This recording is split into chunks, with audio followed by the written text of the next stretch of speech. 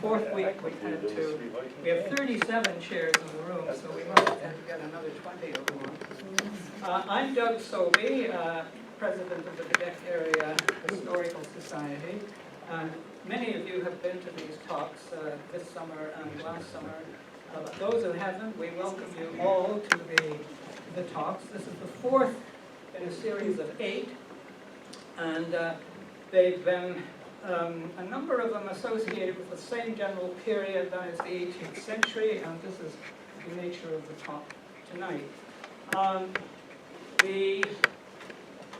At the end of the talk, there will be, I'm sure Mike will welcome questions, and we'll have refreshments at the back. And so I think now that we've solved the technology problem, which I am no expert at, but we just changed computers, and one computer seemed to work and the other did not. So I want to introduce our fourth speaker, Mike Barbieri. Mike has, I've known Mike for 4 or 5 years. He's been a regular attender at our talks during the summer. Mike was born and raised in Bellows Falls, Vermont. He received his bachelor's degree at Vermont State University and his bachelor's and his master's at Norwich in England. No, Norwich, Vermont. Oh, Norwich. Yeah, not Norwich, Norwich. Norwich, okay. Norwich, I thought it was in England. Norwich University in Vermont. He has studied the 18th century, American history especially, for the last 50 years. And several of his articles have appeared in the Journal of the American Revolution website and in printed publications. Michael is active in Whitcomb's Rangers, a Revolutionary War reenactment group that he helped form 50 years ago. Is that within Vermont, or Yes. the area of Vermont? He serves on the board of directors for the Mount Independence Coalition. What is that? Mount Independence is a state historic site. It's, Oh, yes. It's a Revolutionary War site. Which Okay. So, Mount Independence Coalition, and transcribes documents for the Fort we know this word, and I know it from Canadian history, and I'm stumbling over it, Ticonderoga Museum, famous battle fought there in the 18th century, or a siege. For the last 24 years, Michael, his wife Joyce, who is here tonight as well, and daughter Marissa, have spent much of the summer months at their cottage in Fernwood. They are members of the Quebec Area Historical Museum and have been for quite a few years, and the Friends of the Sea Cow Head Lighthouse. So I welcome you, Mike, and I'm sorry about the problems, but it's worse if they haven't been solved. So let's keep our fingers crossed that nothing happens to the technology. So please welcome Mike to speak.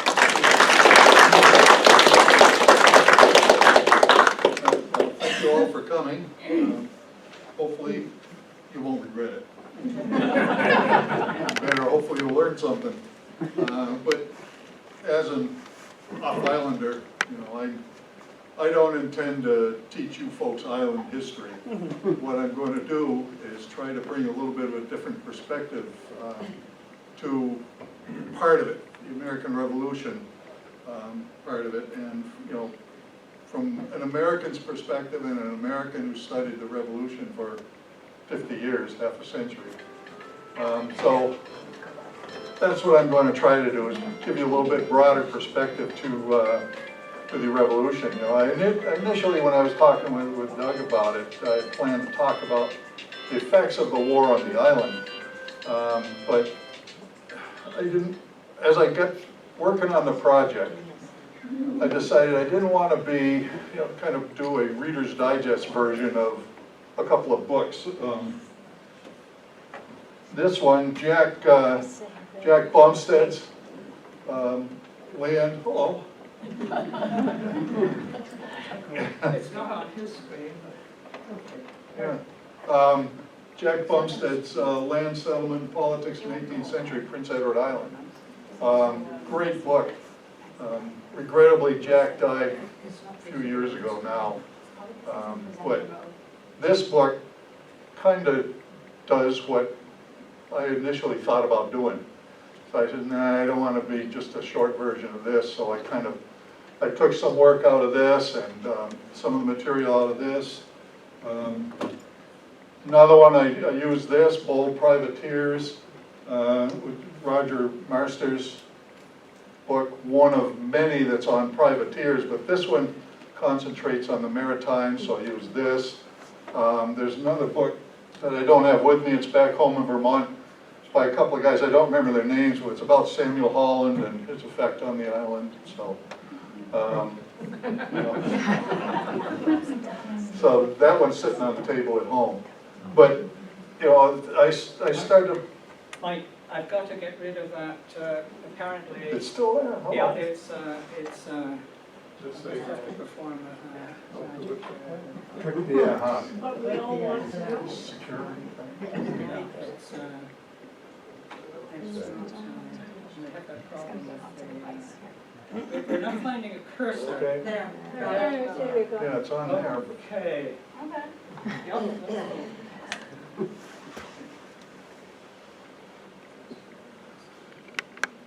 Different part of entertainment for tonight.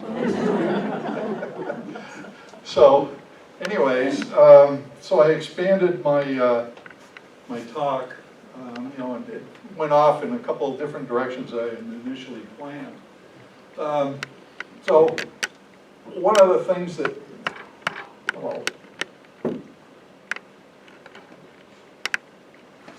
one of the things that happens down the States a lot is people get confused and actually equate the American Revolution and the Civil War.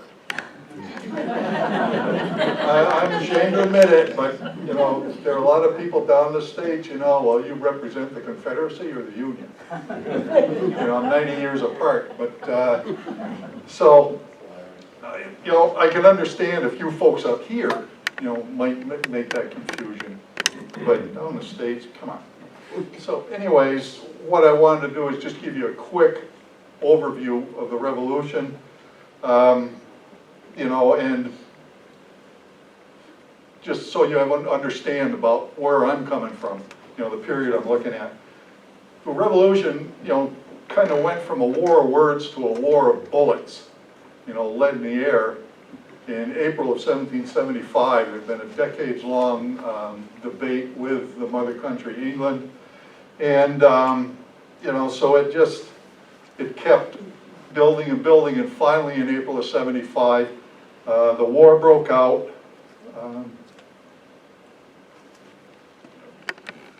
Wrong way, sport.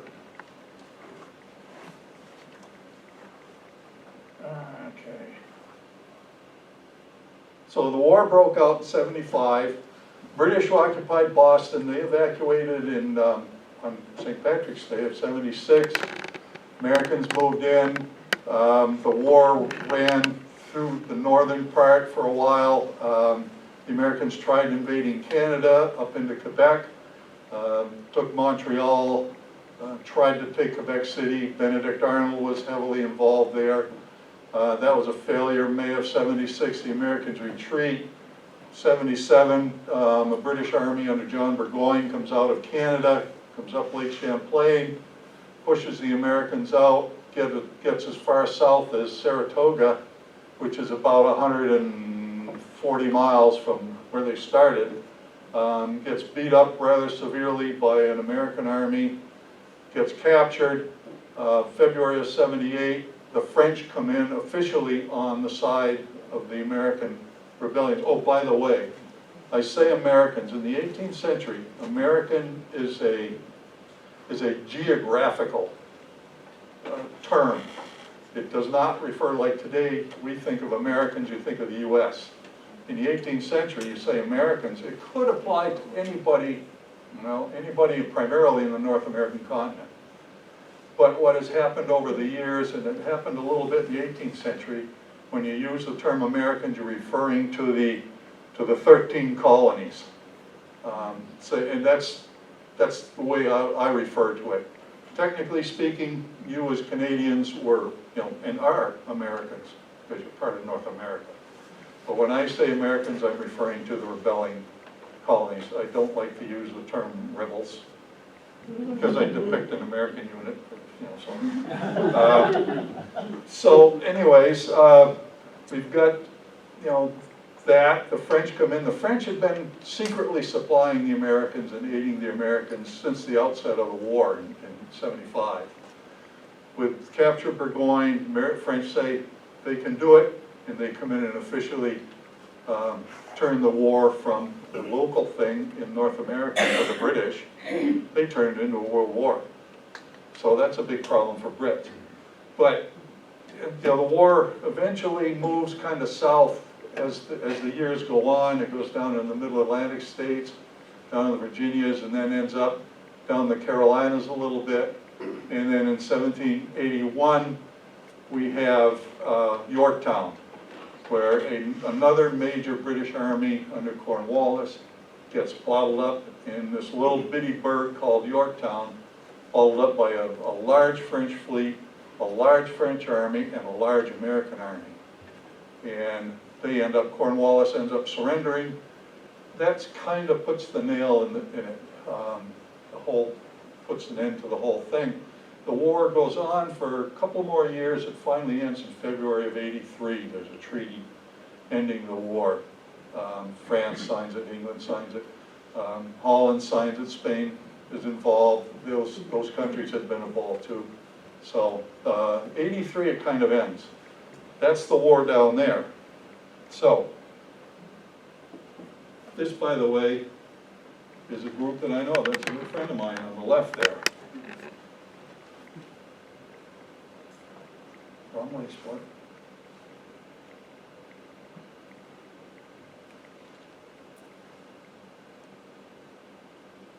Okay. In the U.S., during the most of the war in the U.S. was fought on land. Up here in the Maritimes, hardly any fighting on land, minimal. It's raids, it's incursions, but it's mostly seagoing. And it's naval warfare. And the Americans did not have a navy. Even when they have a navy, it's not a good one. Not many ships, not many crew. So what they do is hire privateers. Privateers have, there were state navies too, but Pennsylvania had a navy, Massachusetts had a navy, New Hampshire had a navy. I put the navy in quotes here because they're generally small ships, poorly armed, poorly crewed, but they still were out there serving as a navy. But most of the reliance is on privateers, and privateers have got a bad rap for the most part. They're not, you hear the term legalized piracy. They're not legalized pirates, essentially. They were used by both sides during the war, British Crown forces and American forces, used by both sides. They tended to be armed with small carriage guns, the cannons you see mounted on, on a four-wheel or two-wheel carriage, and swivel guns. Swivel guns are, there's a Y-shaped yoke with a small cannon mounted between the points of the Y. Those you could, a couple of guys could lift it up and move it around points around the ship. So those are pretty handy for close-in defense. And one other thing about them, they tended to take enough crew with them that they could have part of that crew sail one of their prizes back to their home port. It might only be 4, 5, 6 guys, minimal that you need to haul a sailing ship around. But the crews were a little bigger because, hey, I take a prize, what am I going to do with it? Instead of dragging it behind me, put a crew on it, send it home. So, this, by the way, is the replica of the HMS Rose. It was built in 1970. Rose was a British warship.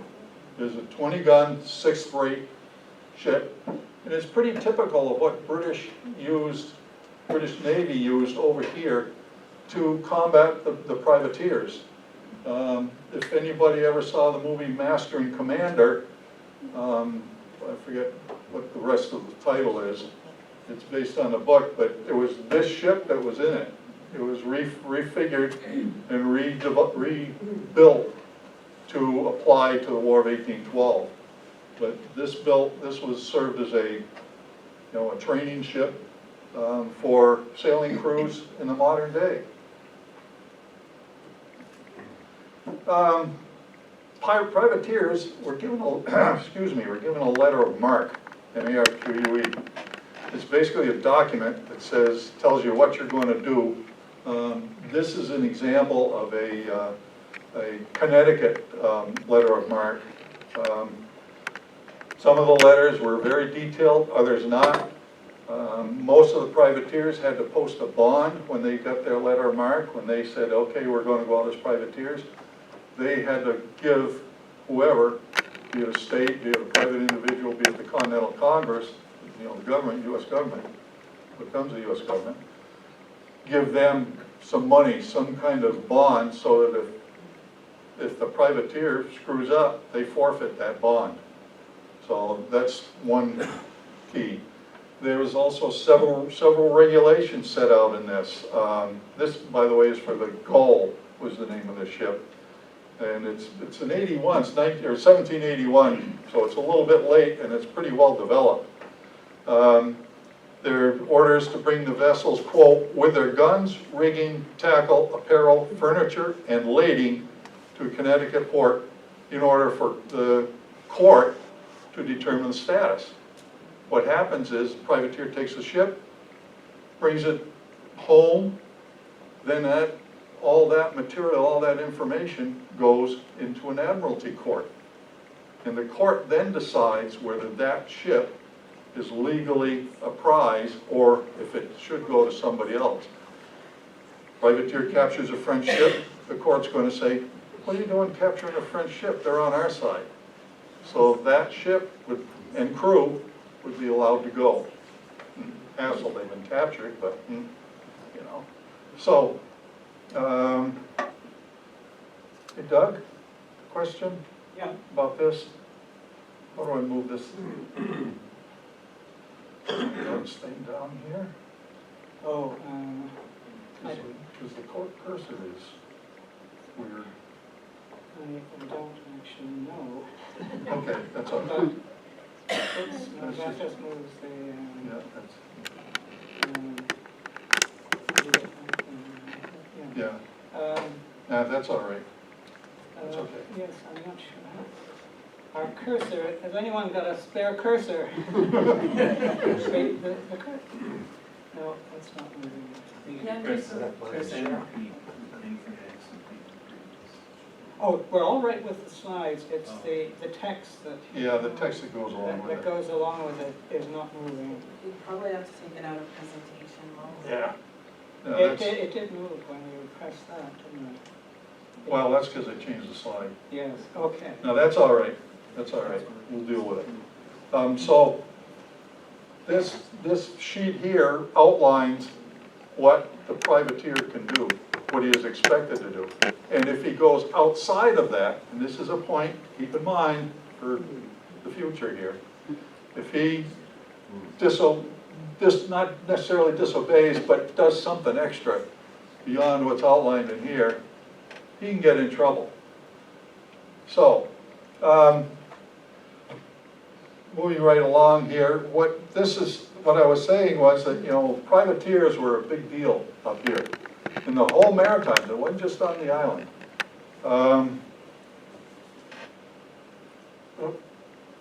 There.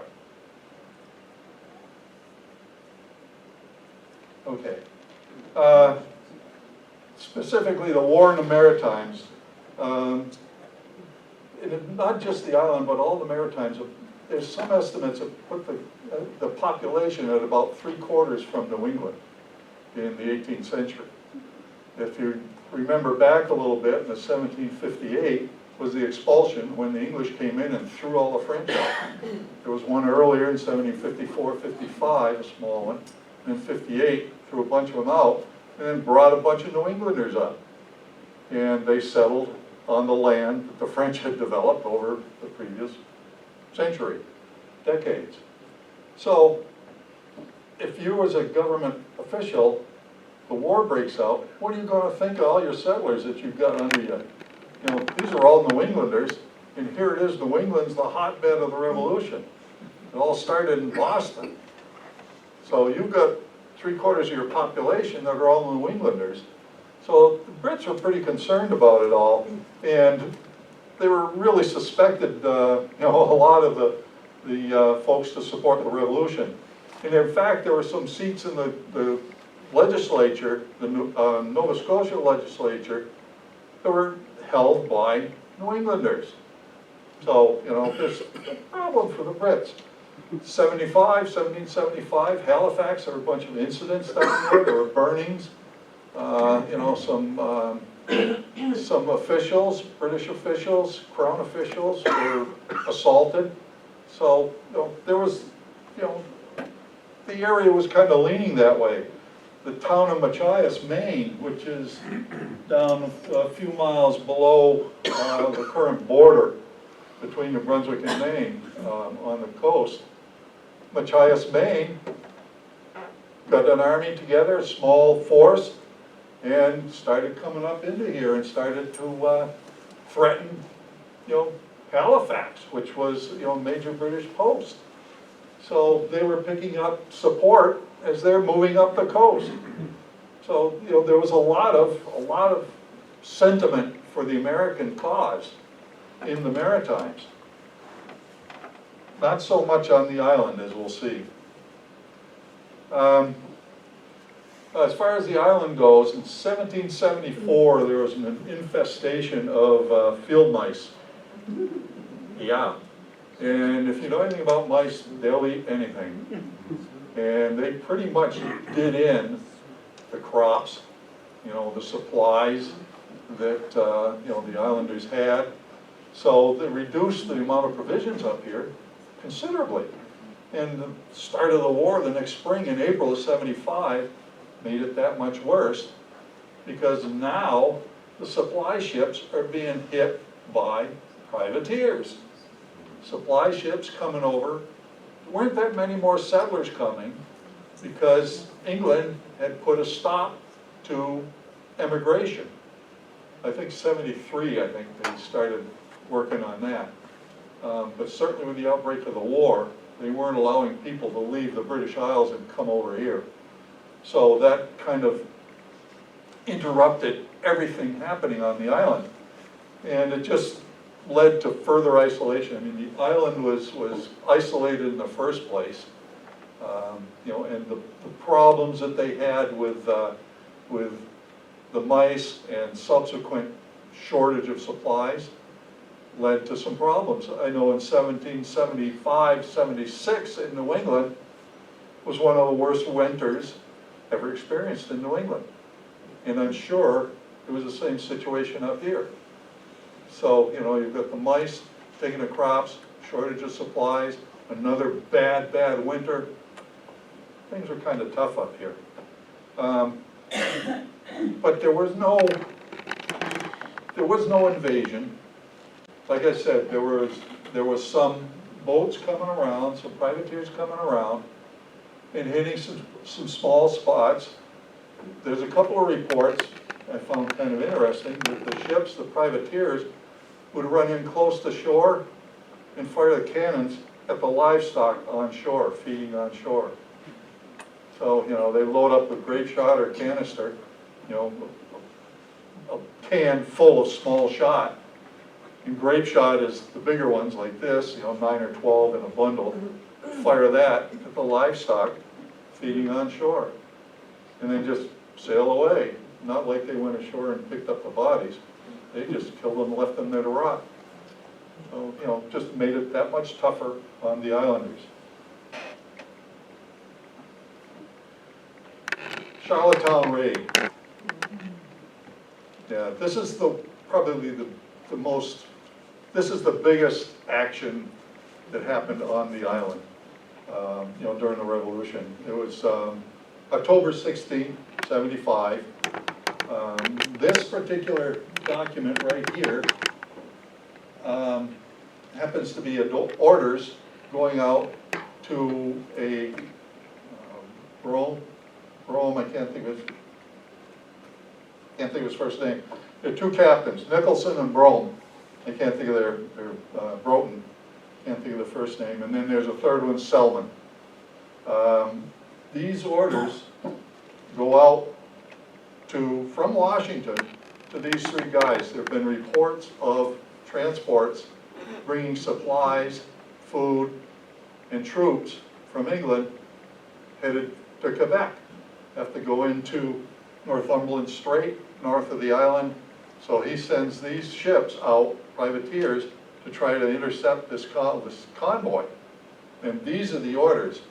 And there's zero mention, not a hint, of going ashore and attacking any settlements. Everything on this document is about shipping. You know, what do you do with the ships? You know, when do you hit them? You know, if you see somebody else, go ahead after them. But nothing about going ashore. And regrettably, for the island, they went ashore. And they hit Charlottetown. They took, for those of you who don't realize, they came in, they pretty much rolled over the city, the town, it wasn't any city then. They rifled through the acting governor. I say acting governor because the real governor, Patterson, was in England. He didn't come back till 79, I think, 79 or 80. He'd been over there for like 5 years. He's over there. The lieutenant governor hadn't shown up yet. He wasn't on the island. He didn't come in until you know, sometime after this. So the guy, a name you might recognize, Phillips Colbeck. Common name up here. But anyways, he is the acting governor. The raiders go into his house. He's got a pregnant wife. They rifle through his house. They go to Patterson's unoccupied house, but there's still stuff in the house. They rifle through that house. They go through a bunch of other storehouses and houses, you know, and just taking whatever they want, doing whatever they want. And then they take Phillips Colbeck. They take the Surveyor General, Thomas Wright, who was one of Samuel Holland's assistants. They take him captive, and they take 3 or 4 other people captive. Put them on the boats, go away. This letter here is a letter from Colbeck and Wright to George Washington. And it's dated December 7th, 75. So it's about 3 weeks after the raid. In it, they're describing to Washington what happened. And they're asking, let us go. Okay? And what's interesting about this, he gives a very detailed description of just what the raiders took from him, from Patterson, from Wright's. And you know, it's really quite interesting. I kind of wonder, how did he find out all this, what was taken? I mean, it's only 3 weeks, you know, from when the event happened. How does he know this already? You know, how does he know what happened? He talks about, Wright talks about being ripped out of the arms of his wife and sister, you know, in their house. Colbeck, just, it goes down through a list of all kinds of stuff, and he talks about they went into his wife's bedroom, they took the curtains, they took her clothes, I'm assuming not the ones she was wearing, but she was pregnant. He didn't mention that in the letter, but she was pregnant. And it just goes on and on and on, listing all this stuff. And so that gets to Washington. And this is Washington's letter to John Hancock about Colbeck, Wright, and this whole incident. And, oh, that's not the one.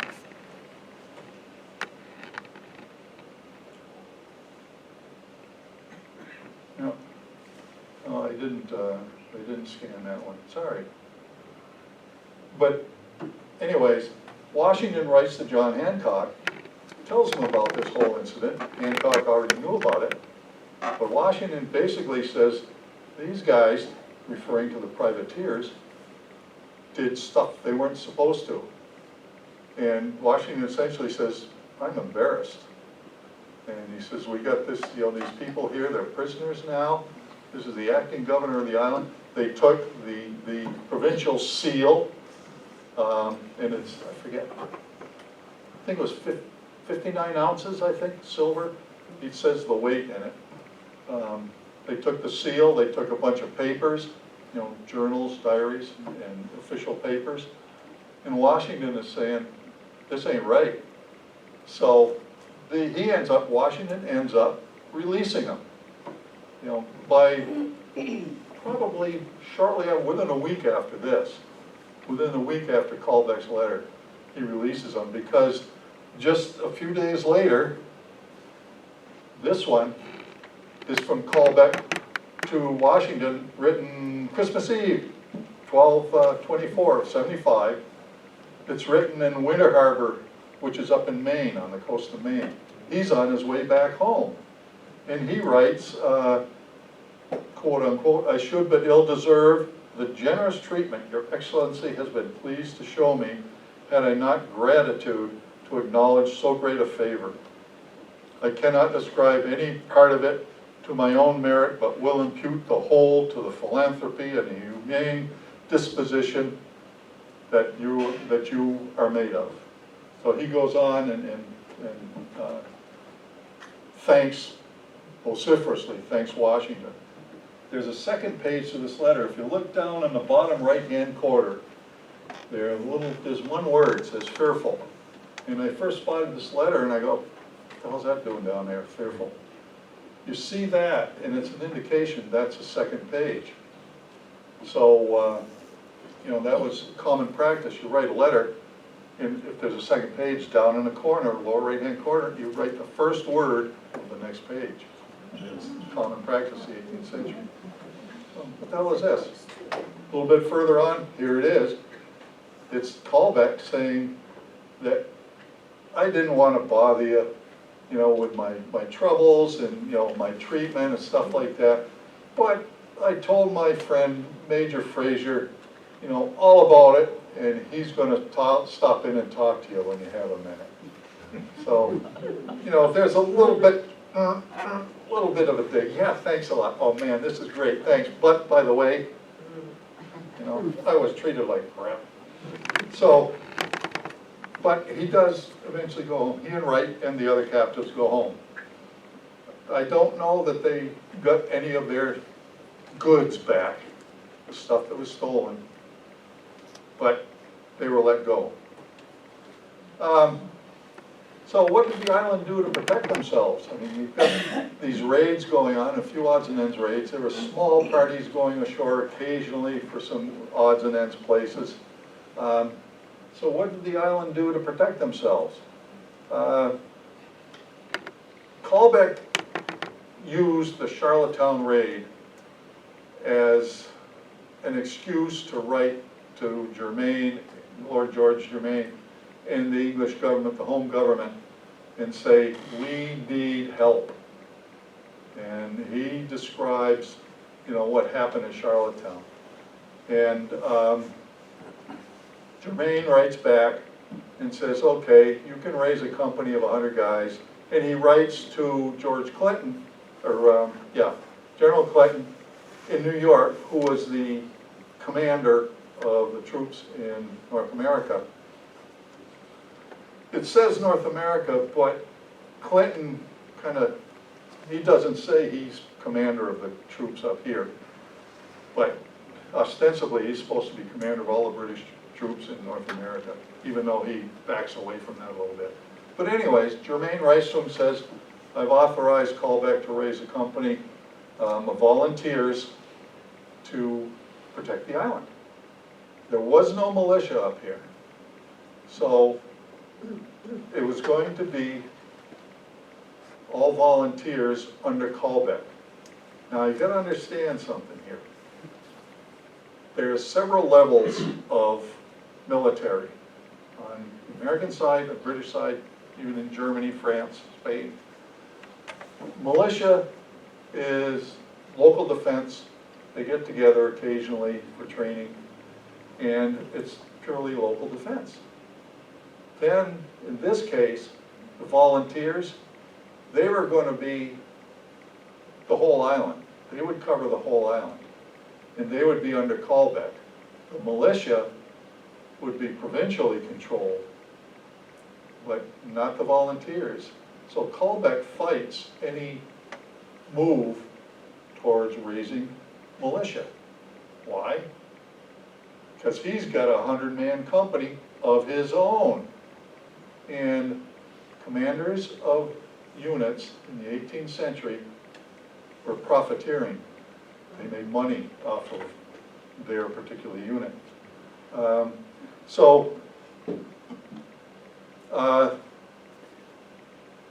New York sends up some artillery. They send up some weapons for the volunteers. And he grants Callback the permission to raise the company.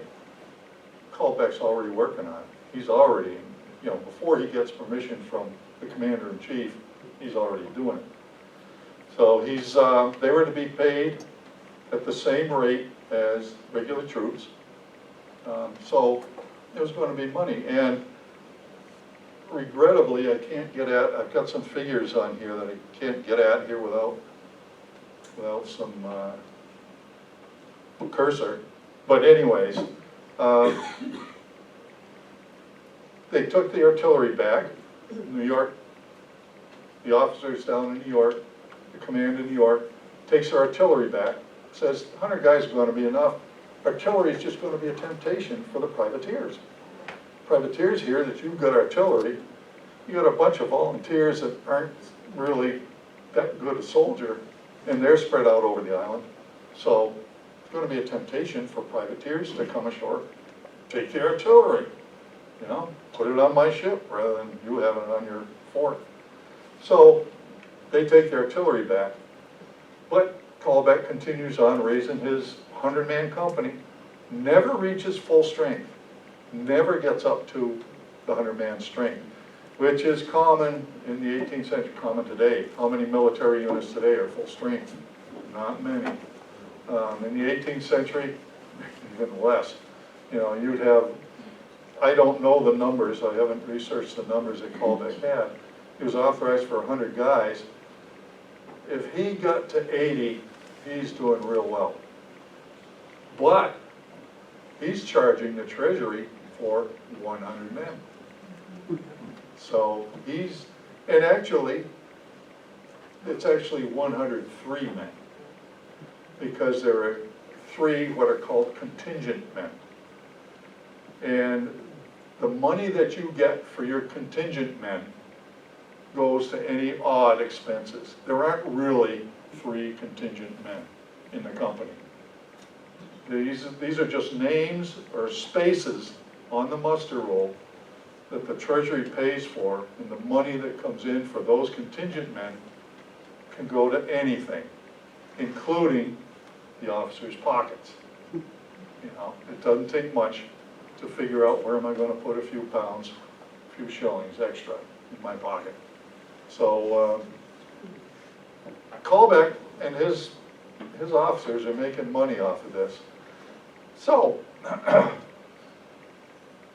what happened is that he sends returns back to England, and he's got listed all this stuff. I've got one return that I happened to come across. I just copied some of it down, and I can't get at the figures here.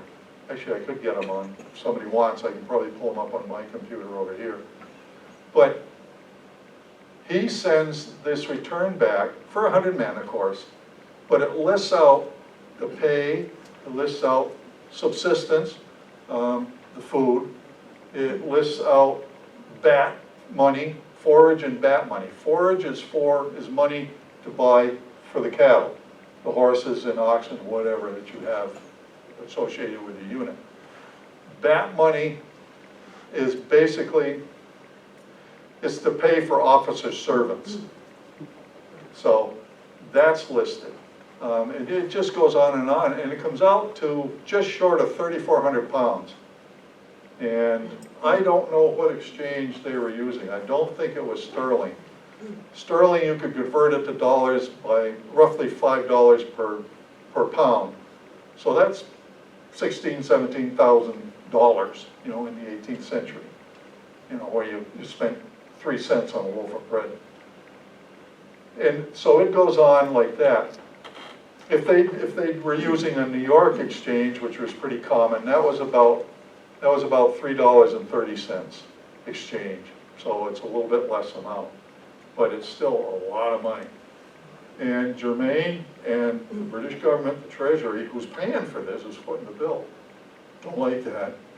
You know, they just say, this is outrageous, but Colbeck keeps sending these things in. And so eventually what happens is that Germain, you know, in England, writes to Clinton in New York and says, this is getting out of control, you know, let's send some regulars up there, some troops. So what they end up sending is 5 companies of the King's Rangers from New York City that come up here and spend pretty much the rest of the war here. So that's the additional expense. It's an additional burden on the locals who have to supply and feed these guys. You know, that's the other thing that Colbeck had done. He had built fortifications and barracks. All the material, well, I don't know about all the materials, but most of the materials he used to build that fortifications and those barracks, guess who owned them? Mr. Colbeck. So he's getting paid for the fortification, the wood, you know, the mortar, you know, the tools, whatever. Colbeck's getting paid for that too. So he's got a good money deal going. So Germain says, fortification, you don't need it that many. You don't need it that big. You don't need that many barracks. Apparently, this is in Charlottetown. I don't know exactly where, probably down on the shore somewhere, but you know, he says, you don't need that many. But we're sending up some guys, you know, they'll be paid out of New York, you know, out of the officers in New York, out of the chest in New York. 5 companies of the King's Rangers. Anybody happen to know who commanded the King's Rangers? Ever hear of Robert Rogers? You know, Rogers Rangers from the French and Indian War. He now, after the French and Indian War, did his thing, the French and Indian War. He now raised a regiment. He actually raised the Queen's Rangers. It was named in honor of Queen Charlotte, or Charlotte, George III's wife. So he starts Queen's Rangers, doesn't work out. Somebody else takes over the Queen's Rangers. He moves on, starts the King's Rangers. His brother is in command, 2 battalions of 400 or 500 men each. He commands the 1st battalion. His brother James commands the 2nd battalion. But it's Robert Rogers who commands the King's Rangers. They come up here for an extended period of time.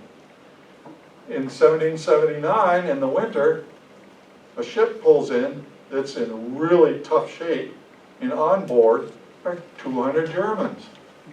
So they're dropped here. The ship has to be repaired before it can go out, and it's not going to leave in the winter. I think they arrived here sometime late December. So the ship needs to be repaired. 200 more guys the island has to support, because a lot of provisions ain't making it in. So the islanders are you know, helping to support these guys. By the way, for those of you that don't realize it, there were 30,000 Germans over here with the British. George III, if you trace his line back, comes from Hanover, a province in Germany. Still got family connections. They actually tried to hire 30,000 Russians, but Catherine the Great said, no thank you, I got problems of my own. So he can't get them, so he goes to 8 provinces in Germany. Germany was made up of about 300 city-states, maybe at best the size of a county, about 300 of them. he gets 8 of them to rent their soldiers to him. Not mercenaries, you know, it wasn't the guys being paid individually for being soldiers. You see the Germans called mercenaries a lot. Wrong. These guys, the prince or the count, whoever was the ruler in that guy's particular province, he's the one that got the money. You know, the individual got his little bit of pay. But there were 30,000 Germans over here. 3,000 of them in Canada with Burgoyne in Montreal, Quebec area. So a lot of them around. So these 200 guys were on their way to join in Quebec or Montreal. They ended up spending that winter here. And again, more strain on the island. So they eventually leave in the springtime, a little bit of relief. But they end up getting some more relief in that they finally raise, the government, England says, you gotta do something else. They raise the St. John's Volunteers. That becomes the official name for Colbeck's company, the St. John's Volunteers. And this is a muster roll that took place, that was taken in '84 of partly of the St. John's Volunteers, the King's Rangers, the King's Orangemen, which was the 84th Regiment. A small party of them were here. There's a muster roll for them. And then there's the Royal Nova Scotia Volunteers, which was a group, another small loyalist unit that was on the island.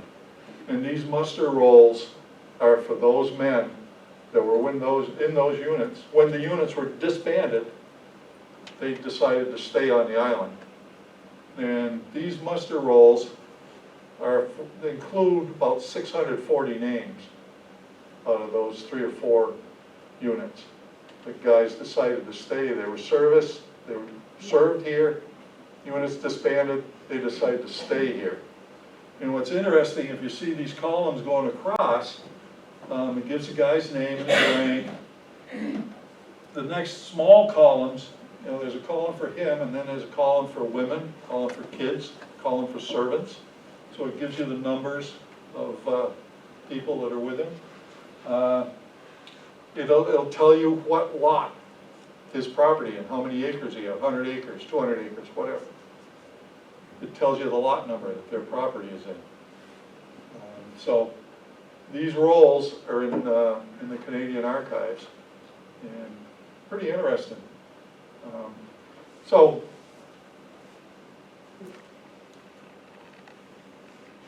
Yeah, this is the letter. This is a letter from Germain, and he's surprised at the number of companies on the island, the expense. He says, I only authorized 100 guys, what's going on here? So he's complaining to General McLean about it, and he ends up ordering the 5 companies off the island. He says Colbeck can keep his guys, but the rest of the King's Rangers, if there were any Orangemen, the King's Orange, 84th, if any of them here, they're gone. You know, anybody but Colbeck, get them off the island. And then eventually Colbeck's company is disbanded because he also says form a militia company. So now, you know, now you've got a provincially controlled body for defense. So Colbeck's not going to be making as much money. This is a muster roll for the same kind of deal, that other muster roll I showed you. This is for the Royal Nova Scotia Volunteers. Same idea. Gives the guy's name, numbers, gives a lot number where he is. And then off on the far right, there's comments, just, whatever. Anything odd, strange, and curious about this guy, it's over in there. So this is another one.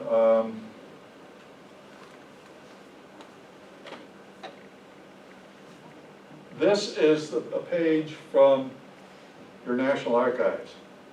Okay? Loyalists in the Maritimes, Ward Chipman was a muster master, judge, he was all kinds of things, in the Maritimes. And, what happens is, on this, the number on the left column, at 1381, 82, 83, 83, blah, blah, blah, blah, blah, you go on this website, you click on this, and it will pull up the entry off of those muster rolls. And it will tell you what's on those muster rolls. You know, instead of having to go find the muster roll, and then, unless you're used to it, like you know, in my intro, I transcribe for Fort Ticonderoga, I transcribe 18th century documents. I'm used to 18th century writing. I know how to deal with it. If you're not, best of luck. You know? Be prepared to spend some time, because it can be a challenge. Particularly the S's, they have what's called a long S. It looks like an F. Yeah. You know, so if you looked at 18th century documents, you know, and Mississippi, what the heck is Mississippi? You know, it should be Mississippi. So, but anyways, Did they all leave? what's that? When they were told to go, did they leave?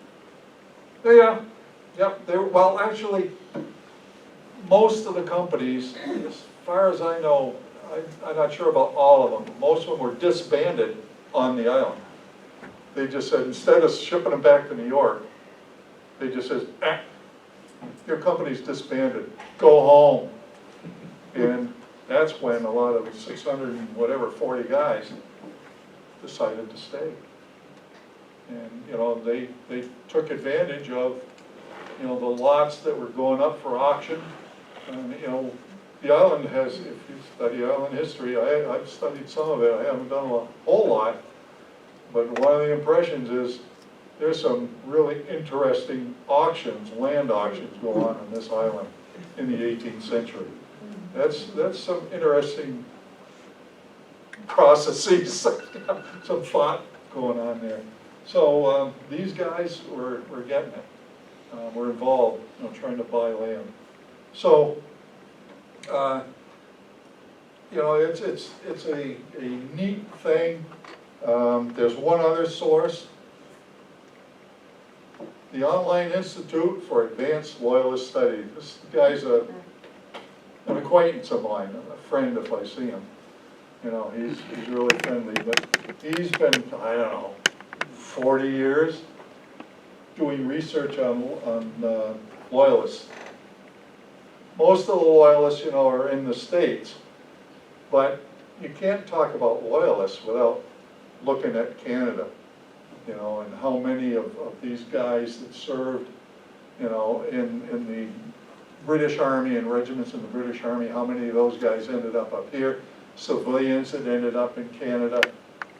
So there's Canadian information on here as well. And you have a question, this guy is more than happy to answer. He loves talking about this. You know, his eyes just go, kind of glaze over, you know, I'm in for a while. But what's interesting, he does genealogy too. This page extends down quite a ways. But there's a genealogy button in there that you can connect on, that he has done genealogical work on some of the individuals. So that's kind of what I've come up with, talking about the Revolution. I hope you learned something, and thank you.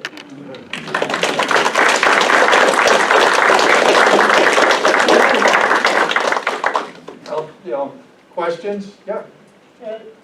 Your comment on the members of the, like the King's Rangers who decided to stay here, would they have had to buy their lots, or would they have been allocated sort of as a? The British Army had a pension service. You know, if you served and you got out, you get a pension. I honestly don't know how that applies to loyalists. I don't know, because for regulars, there was a bounty land option. You could take option or, bounty land, or you could take a monthly stipend or however it was paid out. I think it was annually, actually. Loyalists, I'm not sure. That's a good question. There is, no, it doesn't. I was gonna say, on one of those muster rolls, I was thinking I saw something about a price, but no, I didn't.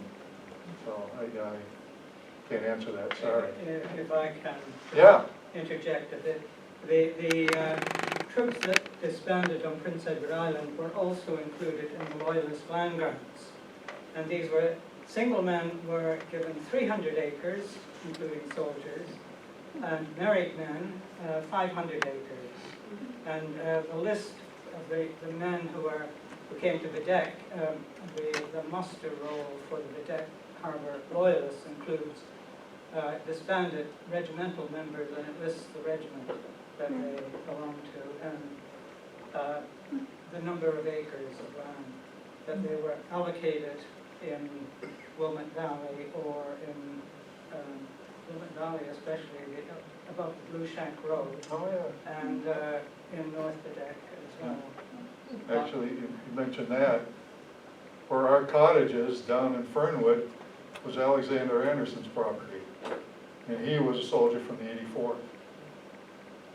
So, Yes, and he eventually claimed his Loyalist land in Fernwood. He initially settled in, or Rustico, right. that area, but came in 1796, I think, to settle in Loyalist land that was set aside in Fernwood, along with, I think, I'm not sure of his rank, perhaps Captain McFarland. And there might be a few McFarland. Are there any McFarlands in the room? Senator Donald McFarland, I think. So they were soldiers who settled Yes, in the right. area. Yep. And there were others as well. Yeah. Yes. The Germans that came, did they all return back, or did some end up staying in Canada? Oh, well, the Germans that stopped here, I don't know their regiment, and they didn't stay here. They went on to Quebec. Once that ship was fixed, get on, get out. So they went to Quebec. The Germans, out of that 30,000 that were here, if you look at the whole thing, Yeah. like I said, there were about 3,000 in Quebec area, and New York City, there was, I don't know, there was like 18 or 20,000 down around New York City, and then the rest was spattered out down through New Jersey and down into the middle Atlantic states and a little bit in the south. Actually down into Florida's, and in that area was now Louisiana, Alabama, there were German troops down there. But about 5,000, the estimate's about 5,000 stayed here. And it's not that they were disbanded here, they went over the hill. It's hard to say how many were killed. You know, there was a good number of the Germans that died over here and buried here.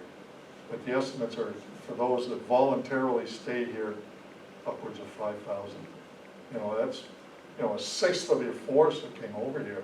Probably, a fifth of the guys that were, maybe even a quarter of the guys that were left alive and able to go back. But they saw land over here, they saw opportunity over here, and I do a lot of research with Burgoyne's campaign in 1777. That's where I live, in the Champlain Valley, just outside the Champlain Valley. So for me, it's, they can talk about a site, and, oh yeah, that's over that hill right there, and I go visit it. But the Germans that came here, that were with Burgoyne, with Burgoyne about 3,000 guys out of an army of 12 to 14,000. There were 3,000 Germans. A bunch of them died, but if you read, particularly at Saratoga in September and October '77, when the British Army, Burgoyne's army, is beat to hell, it's raining, it's turning into winter, it's September and October. These guys have been through hell. You read American accounts, there's German soldiers coming in and surrendering deserting essentially, almost every day. 2 or 3 or 4 guys in a group show up. And then when Burgoyne's army was captured, they were marched from the Saratoga area down to Boston, Rutland, Mass, and all around, bounced them around. I think there was about 4,000 guys, including maybe a couple of thousand Germans left. And then down to the middle Atlantic states, down to Virginia. They marched them all over. When they stayed in a particular area for any length of time, those captive soldiers were allowed to go work on rebel farms, on American farms, to make money to help feed themselves. The Americans didn't have the money, or to feed all these thousands of guys. It was tough, so they just said, "There, go work on a farm." Bunch of those guys, German and British, never left that farm, or went over the hill to the next farm and kept on going. Like in World War I, the states didn't know whether to join the German side or the American side. Is that because there was so many Germans still down in America? I don't know. A lot of the Germans that are here, German families that are in the States now, are descended from guys that stayed here from the German forces. There was a guy still in our reenactment group. He doesn't turn out much anymore, but one of his ancestors was one of those German soldiers that deserted and ended up in Lunenburg, Vermont. There's Lunenburg, Nova Scotia, Yeah. that's German area too. Yep, probably is, yeah. And that's, speaking of Lunenburg, Lunenburg was one of the areas that was hit several times by the privateers. Lunenburg, they'd come in here, because it was a pretty good port. It's a nice port. Liverpool's another one that got nailed. They got hit, I don't know, half a dozen times. Every time you turn around, there's a privateer coming ashore. Oh, damn, I got nothing to give you. But Any of them call it Trump? well, there's a topic we can go on. On the mapping part of it, a number of years ago, I was up to Quebec City. I'm in the Samuel Holland, so I was doing. Oh, yes.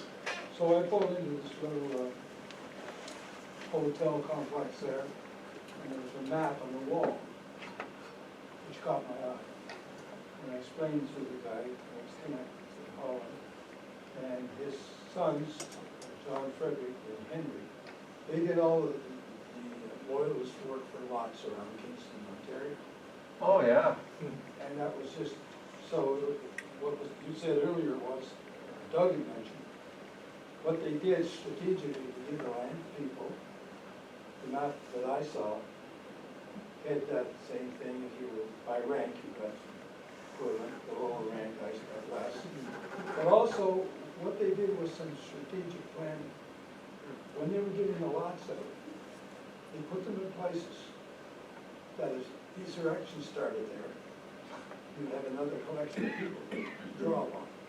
They were kind of like a reserve in the background. So, yeah, and also, I had a map, another map, a deed I got from my mother there many years ago.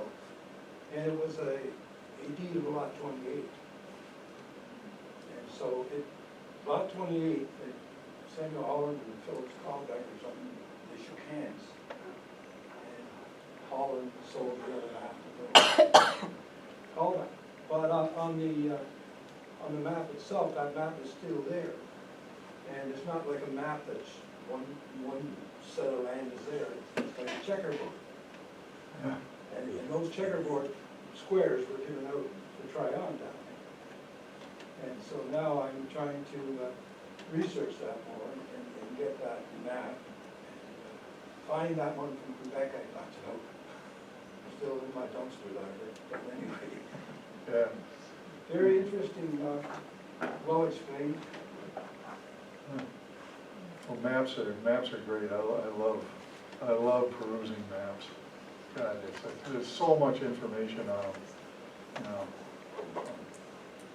and Samuel Holland, he was out, you know, out in that area, he was laying out a lot of that property later in his career. You know, out in Ontario. PEI was the first one he did, wasn't it? What's that?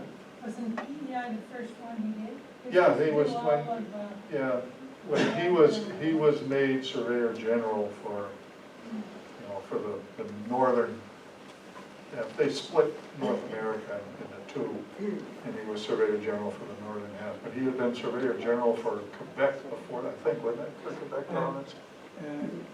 Simultaneously, I think, Yeah, got on leave from Quebec to carry out this survey. yeah, And the boundary between the northern and southern districts, as they were called, was the Potomac Yeah. River.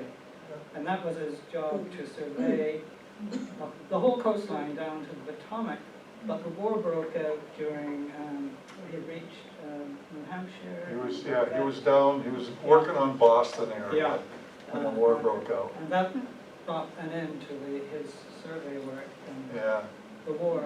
Then Another point part of was the that he military. was, at the time, because he had the choice, he was offered a big position with the other party. And he turned it down to became loyal to the British. So his wife, yeah, was captured, and his kids, and they had to hide his instruments in the children's clothing and trunks, and he flew to England. So they were left here for a couple of years until he came back. yeah, So there was a job, one thing I remarked was, when he did the work in Kingston, he said, poor Holland was worn out. All this conditions of mosquitoes and he actually never surveyed much after that. yeah. It reminded me, Samuel Holland, when he started, and yes, his first area that he did was the island, was PEI. It wasn't just him, there was Thomas Wright did part of it, and he had, you know, crews that did sections, different sections. But he and Wright, one other, I can't remember the name, another guy, did most of the mapping, you know, taking all those readings and figures and making the map. A really accurate map, actually. But in his work, the British government, the British Navy gave him, refitted a ship and gave him, I think it was a schooner, it was two-masted, fore-aft, I think it was a schooner. But its name, it was called the Canceaux, C-A-N-C-E-A-U-X, right? And he had this thing when he started, and all the way up until the war. When the war broke out, the government says, we need that ship. Because the British Navy, you know, you read everything, the British Navy is the most powerful in the world, you know, and all blah, blah, blah. Nah, British Navy had its problems. They were getting their masts, a lot of wood out of the Baltic Sea area. So any problems up in that neck of the woods, winter, freezing, you know, they couldn't get the wood, they couldn't get the masts, all that. Manpower was a problem, they couldn't get enough manpower. Because in spite of Hollywood and a lot of that you read, impressment by the British Navy was illegal. It was illegal. You could not do it. They only allowed it under very extreme circumstances. As the war went on, they started to, and even that, you couldn't beat the guy, you know, you couldn't do all kinds of stuff. But anyways, they had manpower problems. So they took the Canceaux, and in doing my research, I came across, I was going to talk about the Mellish, which was a British transport that was bringing, the figures vary, but it varies from 6,000 to 16,000 uniforms. And one guy says from hat to shoes. So it was a complete uniform for regulars over here, right? Plus it had some arms in it, it had you know, weapons, it had some other stuff, and, you know, all kinds of things on this ship. It was captured by privateers. And as they're bringing that ship back to, I think it was a Connecticut privateer, they were bringing it back to Connecticut, wherever it was, they were pursued by a British ship named the Canso. So, you know, I kind of, you know, knew about Holland, I'd done a bunch of research reading about him, so I knew about the Canso, and here I am reading this document. Yeah, we were pursued by the Canso. Oh, wow, I know that boat. Captain Moat. Well, I think it was Lieutenant Moat. But, There's actually a book on that, Voyage of the Cancer. yeah, Anybody's interested. yeah, the logbook, Yeah. the logbook of the Canso has been published. That's pretty neat reading too, for anybody that's interested in maritime stuff. Any other questions? Well, We missed the session on the blacks on the but I have somebody who asked me to find out how many blacks did Patterson bring up here? How many slaves and who else brought any? yes. Jim Hornby would know. Yeah. Just to mention, if you missed that talk, you can catch it on YouTube, although that question may not answer your question. And I do know that Patterson, when he was writing a report in the 1770s, the governor, back to England, probably 1775, said in response to just describing the state of the island, there are no blacks.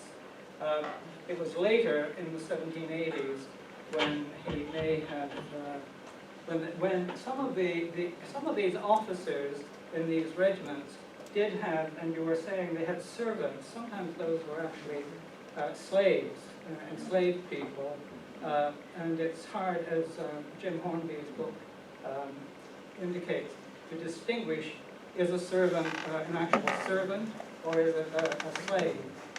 And there weren't many. I think there were about 15 slaves available, left by the officers in these regiments that were purchased by government officers of the government of the island of St. John. So in fact, there's a poster outside, it might be worth looking at some stage. It begins by saying most of the island's governing elite actually owned at least one or two slaves. In the 1770s and 80s, they had acquired them from these regimental officers, plus also some of the loyalists brought slaves. Very few of the loyalists, but some did. So that is, have a look at the poster, and there is, or Jim Hornby, if I can, would be, I'm sure, able to answer that, and I can give you his contact. Any other questions? Well, Mike, that was very interesting. Charlottetown was extremely small.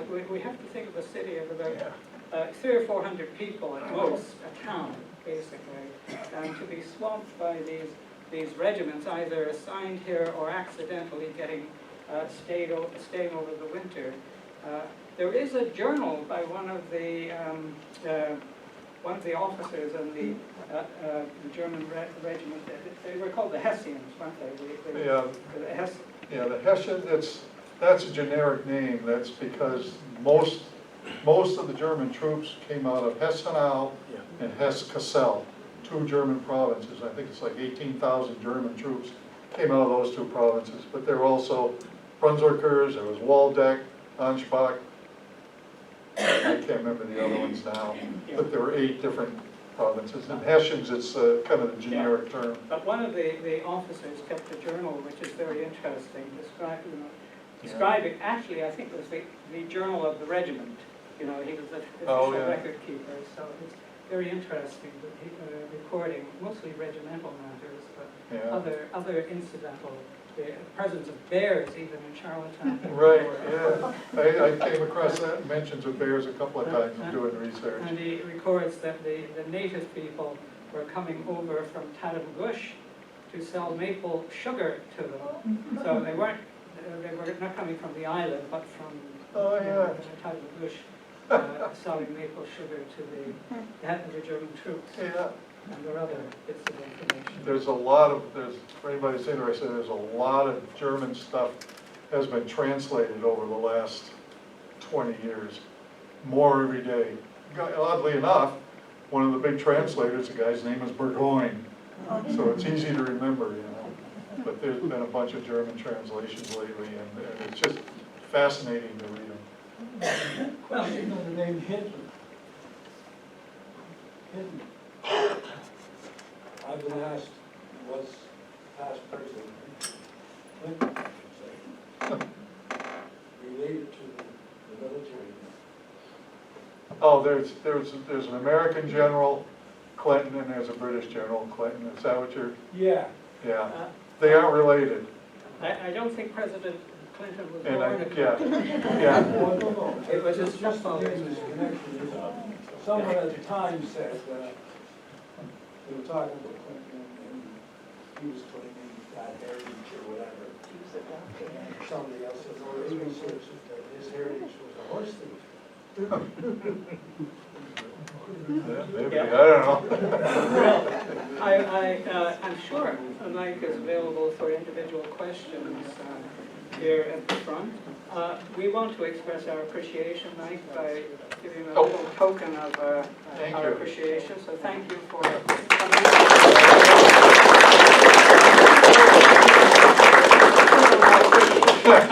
I have a few announcements to make.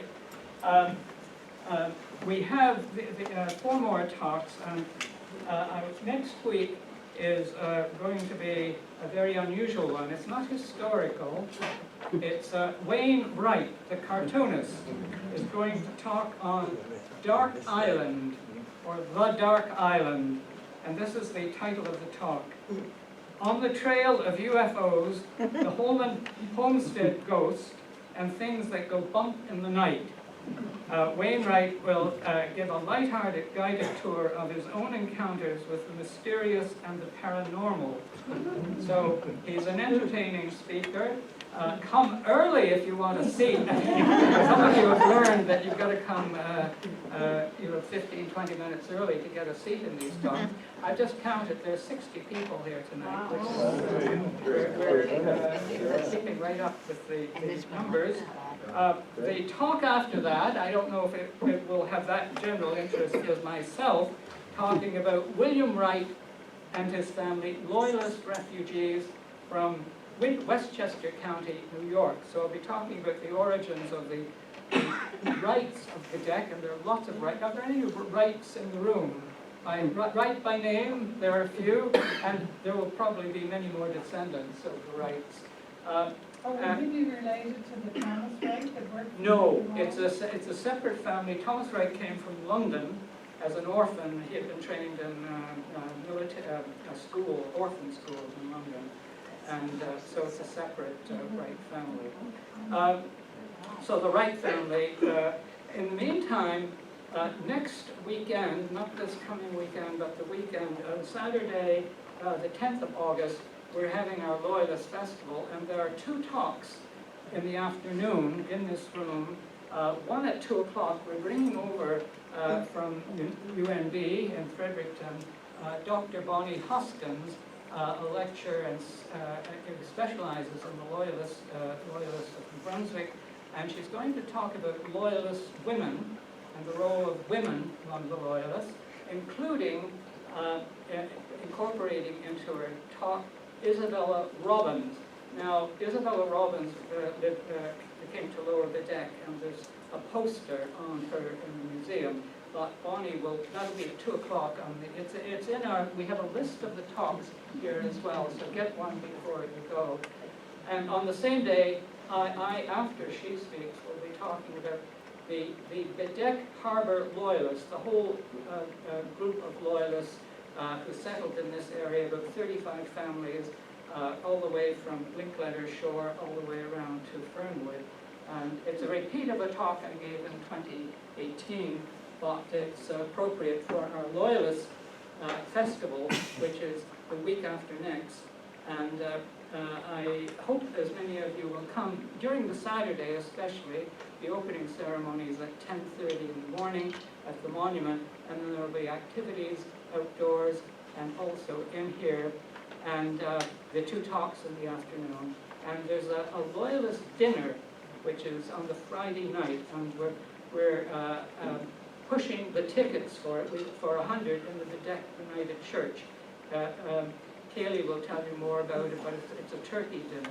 So buy your tickets tonight, or make a reservation if you. We have, what's that, a card machine now in front of us.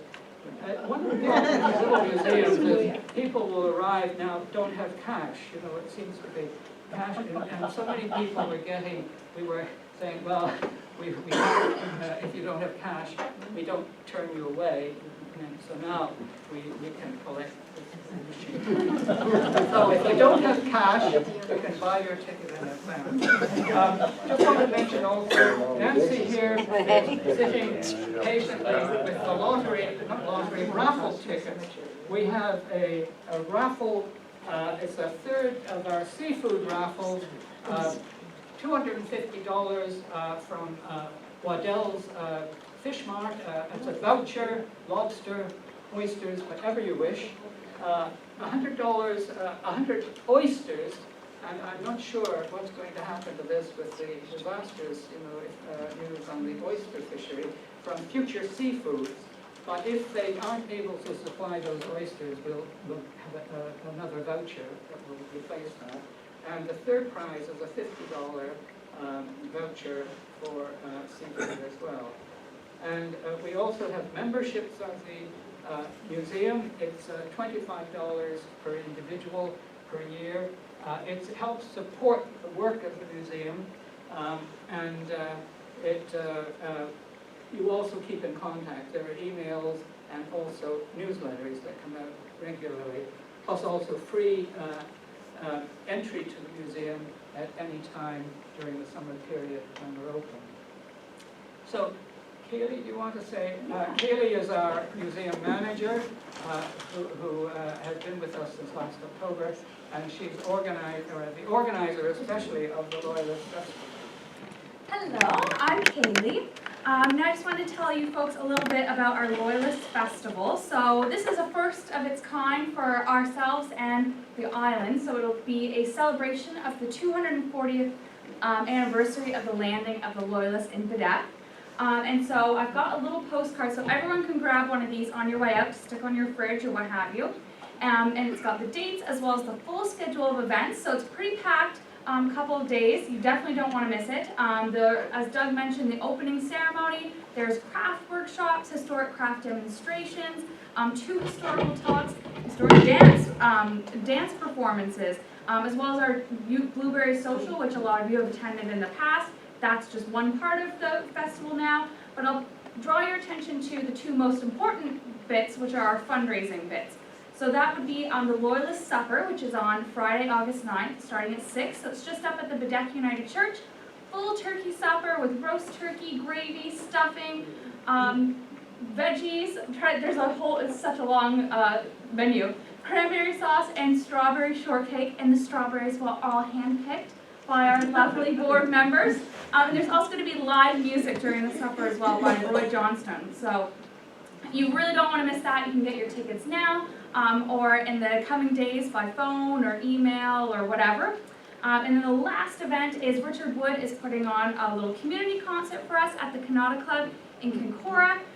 So that will sure be something you don't want to miss as well. So you can also grab the tickets for that tonight or in the coming days by phone or email. Great. All right, hope to see you all there.